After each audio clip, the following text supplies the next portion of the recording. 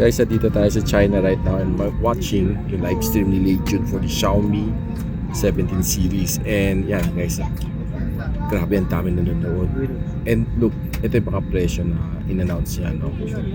For the Xiaomi 17 series, 4,499 RMB or equally translated to around mga nasa 36,500 pesos.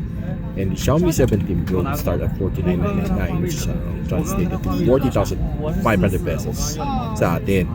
And ang kanyang 17 Pro Max, well, 5,999 or equally translated to around so 48,500 pesos. So, hindi pa included ang tax and shipping to the Philippines, and nakapag pre-order na tayo, paid na tayo, fully paid na ang ating Xiaomi 17 Pro Max na 16.5 purple color. So, abangan ninyo ang full review natin dito sa Xiaomi 17 Pro Max.